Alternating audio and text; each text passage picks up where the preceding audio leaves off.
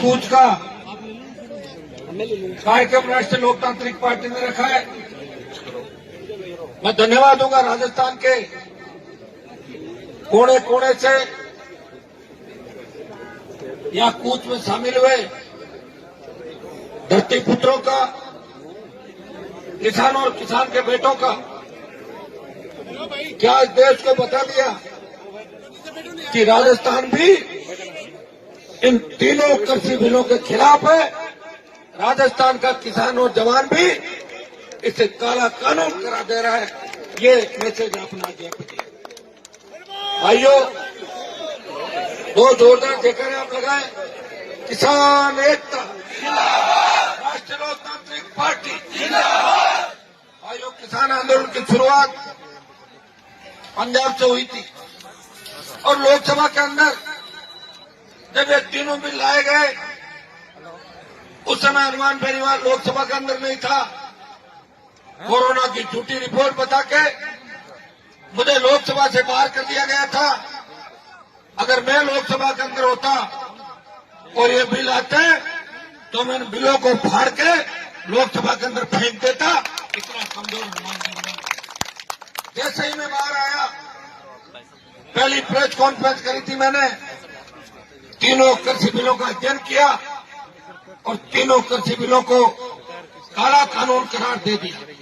भाइयों, तीनों कृषि बिल जिसके अंदर मंडियां खत्म हो जाएगी, कालाबाजारी बढ़ेगी और किसान की जमीन पे गिद्ध दृष्टि लगाए हुए उद्योगपति, पूंजीपति और माफिया कब्जा कर लेंगे। मैं प्रधानमंत्री जी से एनडीए घटक दल होने के नाते, पहले अमित शाह चेयरपर्सन है, उनको मैंने पत्र लिखा कि आप लोग समझें इस बात को, जिद छोड़े और किसानों की मांगे माने, जवानों की मांगे माने। भाइयों, पंचायत चुनाव होने की वजह से व्यक्तिगत उपस्थिति में नहीं दे सका और मैं ये भी कहना चाहूंगा कि देश के अंदर जो आंदोलन चल रहा है, इस आंदोलन को देश के विभिन्न किसान संगठन चला रहे हैं। मैं भी नहीं चाहता कि मैं राजनीतिक माइलेज और पॉलिटिकल माइलेज इस मामले में लूं, लेकिन मेरे भाइयों को तकलीफ के अंदर देख के, किसानों को तकलीफ के अंदर देख के 33 से ज्यादा किसानों ने शहादत दे दी, लेकिन दिल्ली की सरकार की नींद अभी तक नहीं उड़ी। इसलिए हनुमान बेनीवाल को कूच का रास्ता तैयार करना पड़ा। पिछली 12 तारीख को हजारों भाइयों के साथ मैं आया था शाहजहांपुर बॉर्डर पे। मुझे और मेरे भाइयों को रोका, हरियाणा और दिल्ली पुलिस ने रोका। भाइयों, इच्छा तो हो रही है कि आज सारे बैरियर तोड़ के जबरन दिल्ली के अंदर घुस जाएं। ये मेरा मन हो रहा है, लेकिन जो किसान संगठन अपने से आगे बैठे वो बार बार एक ही बात कह रहे हैं कि हनुमान जी की सेना हमारा नुकसान कर रही है। यहाँ पे आई कई लोगों ने कहा है, तो मैं उन किसान संगठनों के भाइयों को यही कहना चाहता हूँ, आप अपना शांतिप्रिय आंदोलन जारी रखें। हनुमान बेनीवाल आपके साथ है। इस आंदोलन की शुरुआत जहां से हुई थी, पंजाब से, हरियाणा, उत्तर प्रदेश और दिल्ली से। पंजाब हरियाणा हमारे छोटे भाई है, जहां भी आवश्यकता पड़ेगी देश को हमने संदेश दिया कि राजस्थान का किसान जवान भी इन बिलों के खिलाफ है। प्रधानमंत्री जी, आप स्वामीनाथन आयोग की रिपोर्ट लागू करो अगर किसानों का भला चाहते हो। और भाइयों, इंडिया के अंदर होने के नाते लोग मुझे ये भी कहते हैं, हनुमान जी तो मोदी की गोद में बैठ गए, तो मैं क्या उस समय राहुल गांधी की गोद में बैठता है, सोनिया की गोद में बैठता है? बताओ मुझे। मेरी तो इतनी ताकत थी नहीं कि मैं राजस्थान में अकेला 2-5-10 सीट निकाल लेता। अगर इतनी ताकत आपके अंदर आ जाएगी, उस दिन में सारे गठबंधन खुद ही तोड़ दूंगा। पंचायत चुनाव लड़ाए थे, अपनी ताकत को भी पहचान। हनुमान बेनीवाल आया था, कितने जिलों में खाता खुला था, जिला परिषद बता तो दो यार, सब जिलों के लोग बेटा राजस्थान। भाइयों, ये तो मैं ही मजबूत हूं। आपको मजबूत करने के लिए हमेशा आगे की पंक्ति में खड़ा मिलता। हमारे ओंकार जी 100 वोट से आगे थे।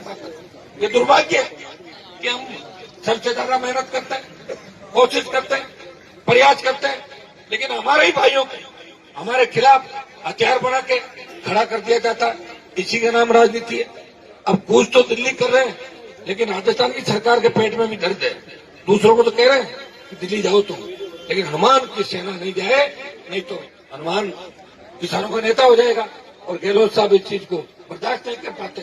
तब से सुबह से आपने देखा होगा 2-3-4 जगह नौजवानों की छोटी मोटी झड़पें भी हो गई थी। आज हमें रोकने के लिए राजस्थान की पुलिस को यहाँ लगाया। क्या आवश्यकता राजस्थान की पुलिस की, यहाँ बताओ? बॉर्डर तो हरियाणा का है, किसका बॉर्डर है? दिल्ली जाना होगा तो कहां से निकलेंगे? हरियाणा से। ये तो चाहते हैं पहले हमसे लड़े और फिर हरियाणा वालों से लड़े, और ये लड़ते लड़ते सड़क पे और लड़ते लड़ते रह जाए, और देश के अंदर ये मैसेज आए कि किसान आंदोलन ठीक चल रहा था, वो तो आरएलपी आई और अनुमान आया और आंदोलन को गलत दिशा देकर चला गया।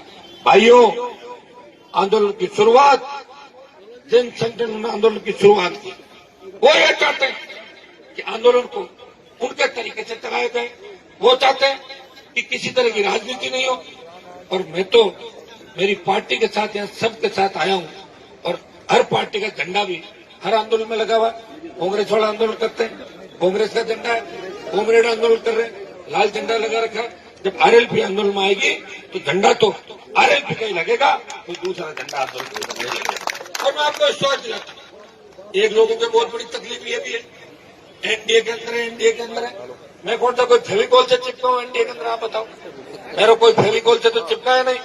और मैं घोषणा करता हूं कि तीनों कृषि बिलों के खिलाफ, बाकी जितने भी प्रधानमंत्री के बिल थे, धारा 370 से लेके जो बिल आए, हनुमान बेनीवाल ने उनका समर्थन किया। कृषि बिलों का शुरू से विरोध किया, लेकिन किसानों की दुर्दशा देख के, किसानों की तकलीफ देख के हनुमान बेनीवाल एक घोषणा करता है सभा के अंदर, मैं आज ही एनडीए से अलग होता हूं और एनडीए छोड़ता हूं।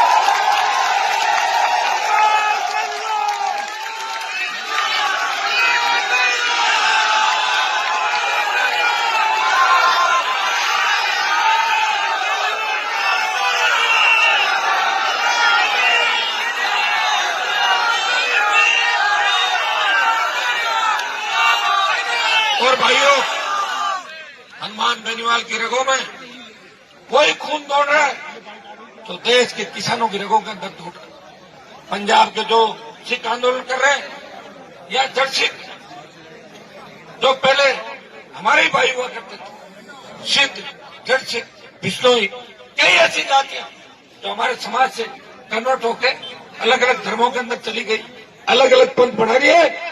लेकिन पंजाब के भी हमारे भाई है, हरियाणा छोटा भाई है, इसलिए राजस्थान का बड़ा भाई इन्हें इस आंदोलन में अकेला नहीं छोड़ेगा। मैं देश की सरकार को चेतावनी देता हूं कि किसी भी किसान पर अगर लाठी गोली चली तो दिल्ली के अंदर जबरन घुस जाएंगे, तब देश की कानून व्यवस्था खत्म हो जाएगी। आग से मत खेलो प्रधानमंत्री जी, इनकी मदद करो। जब सरकार बैकफुट पर आ गई, आप अमेंडमेंट करने को तैयार हो तो बिलों को वापस लो। अमेंडमेंट भी लोकसभा में अंदर होगा, तब भी आपकी किरकिरी होगी। जो बात आपने कही उससे पीछे हट गए, फिर अमेंडमेंट क्यों कर रहे हो? उसका मतलब गलती मानी आपने, गलती मानी है तो तीनों बिलों को वापस लो। तब मैसेज जाएगा देश के अंदर कि कांग्रेस ने जिस तरह किसानों का शोषण किया 55 साल तक, भारतीय जनता पार्टी के नरेंद्र मोदी प्रधानमंत्री बने, धारा 370 हटाई और किसानों का दिल जीता, स्वामीनाथन आयोग की रिपोर्ट लागू करी। भाइयों, अगर संपूर्ण स्वामीनाथन आयोग की रिपोर्ट लागू हो जाती है तो जो मूंग आज 7100 रुपए में बिक रहा है, वो मूंग 15,000 से ज्यादा रुपए में बिकेगा, किसान माला माल हो जाएगा। लेकिन किसानों के लिए दुर्भाग्य इस बात का है कि हमारी पार्टियों के जितने बड़े बड़े नेता हैं, कांग्रेस की भी फोटो देख रहा हूं, बार बार कांग्रेस वाले एक ही बात कहते हैं, हनुमान जी एनडीए क्यों नहीं छोड़ रहे? मैंने कहा मेरे छोड़ने से अगर दिल्ली की सरकार गिरती 67-68 पे रहती, मैं कभी का छोड़ देता। मुझे पता है, मुझे छोड़ना ही आपका मन रखने के लिए, आपका मन रखने के लिए देश के दोनों बड़े नेताओं से लड़ा, और आपका मन रखने के लिए वसुंधरा और गहलोत के गठबंधन को तोड़ने के लिए हुंकार भरी, नई पार्टी बनाई और नए नेता राजस्थान के अंदर तैयार कराऊं, और प्रत्येक समाज के नेता इस इलाके में जहां मैं खड़ा हूं, इस इलाके में मेरी जाति का बाहुल्य नहीं है भाई, मेरी जाति की संख्या कम है, लेकिन यादव, गुर्जर, दूसरी जो भी जातियां वो हमारी है, हमारे भाई है। कहीं न कहीं इतिहास के 1000 साल 15 साल पीछे जाओगे तो जितने भी किसान कौमें, लड़ाकी कौमें, वो एक है, एक ही जगह से निकले, सारे भाई है।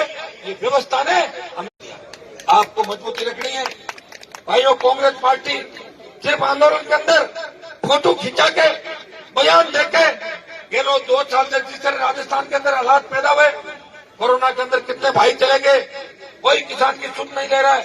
सिर्फ अपने बेटे को राजनीति में स्थापित करने के लिए आज एमपी तो बना नहीं सका, मैंने हरवा दिया, आरसीए का अध्यक्ष बनाया और क्रिकेट का बल्ला और बॉल पकड़ा दी उसको। ये काम अशोक गहलोत करे और नेता उसको नहीं बना सकते। यही काम भारतीय जनता पार्टी करी राजस्थान के अंदर। बताओ मुझे, 2 साल में भाजपा ने कोई आंदोलन किया? सड़क पे बैठी हल्ला बोल, कहीं तो 20 आदमी जा रहे हैं, कहीं 15 आ रहे हैं, एक थानेदार लाठी चलाता है, भाग जाते हैं दौड़ते हुए, लाठीचार्ज हो गया, लाठीचार्ज हो गया।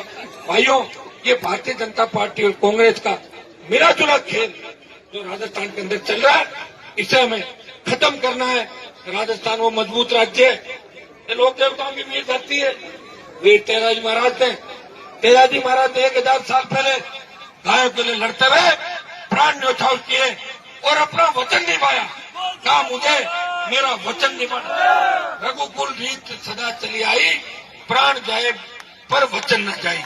और हनुमान बेनीवाल भी इस किसान कौम के लिए अपना वचन निभा रहा है। 4 बार राजस्थान में मंत्री पदों को ठोकर मारी और आज दिल्ली में भी मार दी। एनडीए छोड़ के मेरे भाइयों के साथ सड़क पर खड़ा मिलूंगा, ये मैं आपको उत्तर दूंगा। रही बात दिल्ली कूच की, एक बार जितने भी संगठन है उनसे भी आप बात कर लो। अगर वो लोग तैयार हो जाते तो मैं तो अभी बैरियर उठा के फेंकवा दूंगा, फिर चाहे लाठी गोली चले, वो बदनामी हनुमान बेनीवाल की नहीं होनी चाहिए। एक बार आप लोग यहाँ से जाके उनसे बात कर लेना। बाकी हमारे मजबूत जवान अगर दौड़ेंगे, मुझे पता है कि बैरियर कहाँ जाएंगे और आंसू गैस के घोड़े किस साइड से किस साइड में जाएंगे। मैं नहीं चाहता, मैं ये भी नहीं चाहता कि अशांति का सारा ठीकरा मेरे ऊपर फूटे। लोग तो तैयार बैठे हैं, लोग ये तो ठेकरा फूटे, रात को हाथ मिला ले। आप भाइयों, मैं आपको इतना ही विश्वास देता हूँ, इस किसान आंदोलन के अंदर कोई राजनीतिक महिलाएं लेने के लिए मैं यहाँ नहीं आया हूँ।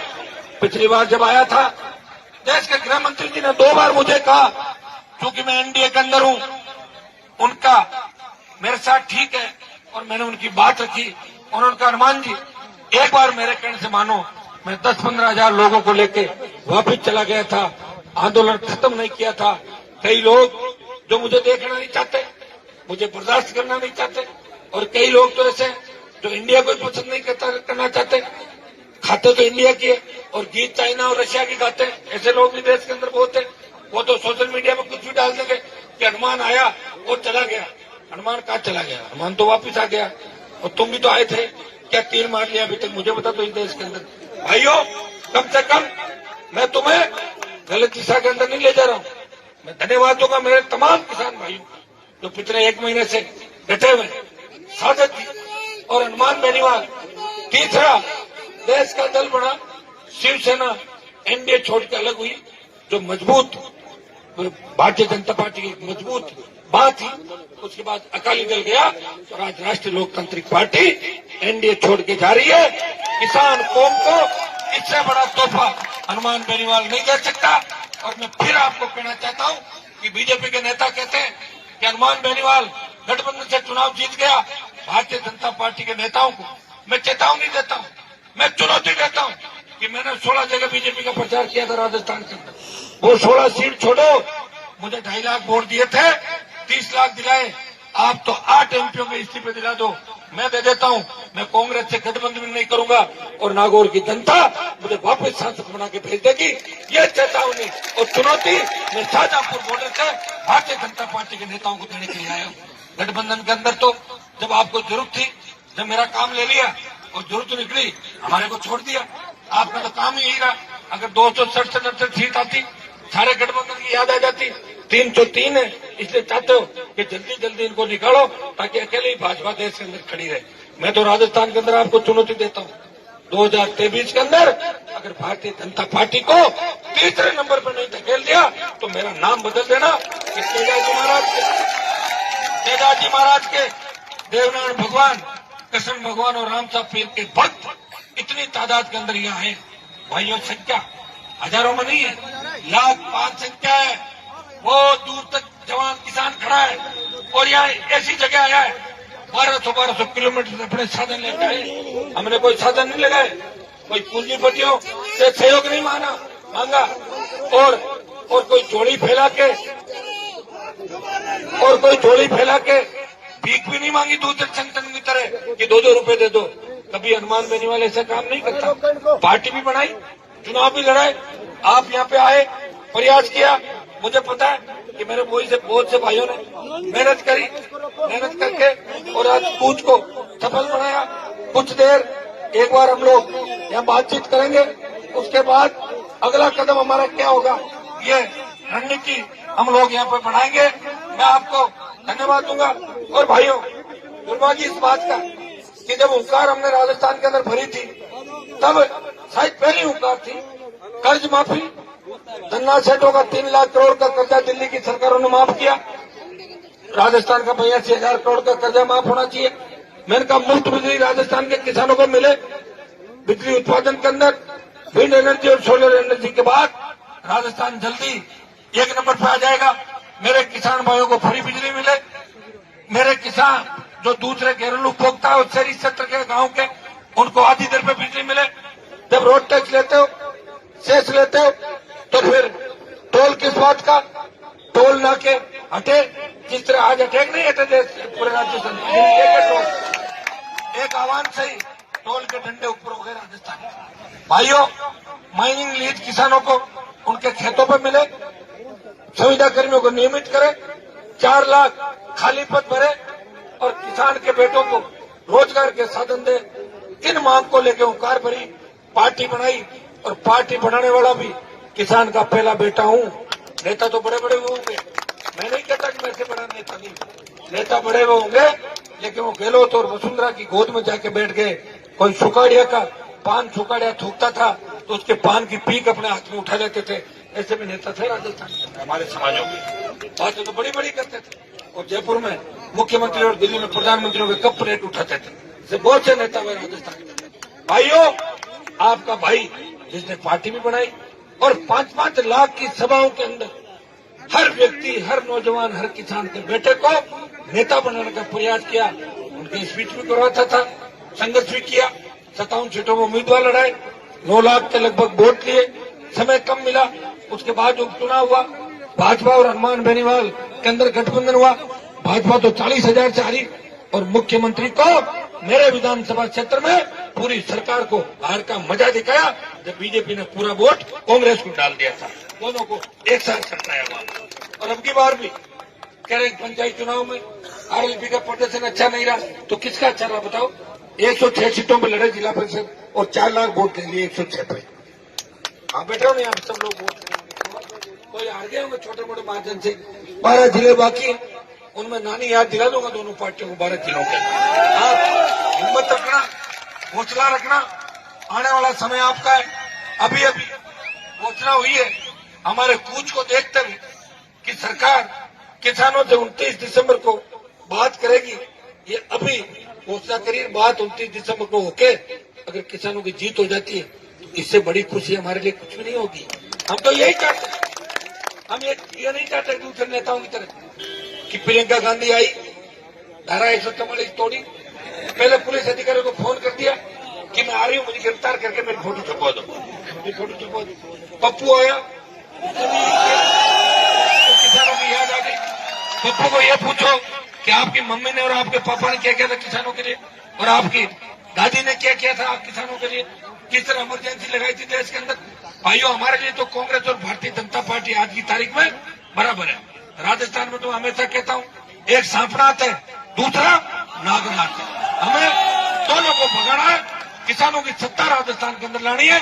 हम बड़े भाई के रूप में चलेंगे, दूसरी 36 कौम को छोटे भाइयों के रूप में लेके हम साथ चलेंगे और राजस्थान की सत्ता पे कब्जा करेंगे।